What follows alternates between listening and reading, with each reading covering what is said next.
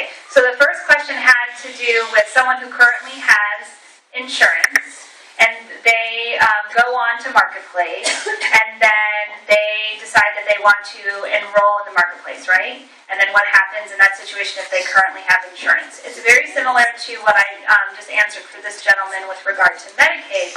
If that current employer insurance, for example, go ahead. Not just, bought personally. Right. Okay, so I think I better understand now. So it's if the person has insurance and then they choose to go to the Marketplace, what one needs to know and decide, which is why I would encourage you, based on your own personal situation, if you're speaking of yourself, to perhaps call the call center or some entity that can talk to you about your specific situation.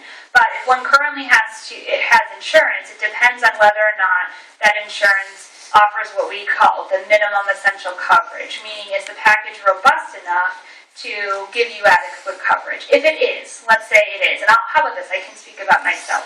So I know I have employer coverage, which is a little different, but I currently have health insurance, and it is robust enough. If I went to the Marketplace, I'm free to do that because anyone is free to do that.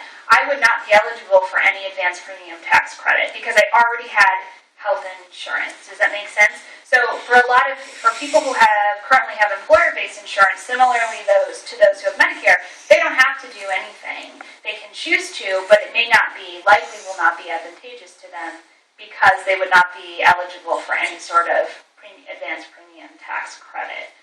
Well, I thought the point of the Marketplace is to explore if there's a better option cost-wise, because as an individual, even though I carry it, it's hugely expensive. Correct. That's what I thought this is part of. Okay, so the follow-up question said that, or as I heard it, was that the health insurance Marketplace was an opportunity for an individual to explore and see what options are out there. That's absolutely true. And one can go on and do that without choosing and enrolling in a plan. So beginning October 1st, should you go on, you could see the health plan options at the premium rates that will be offered in in Ohio in October, and then you could make that assessment. But it sounds like for an individual, we have to talk offline about your unique circumstances to help you, make that assessment. But yes, anyone can go and look at the health plans in October, and you'll get to see the premiums for the different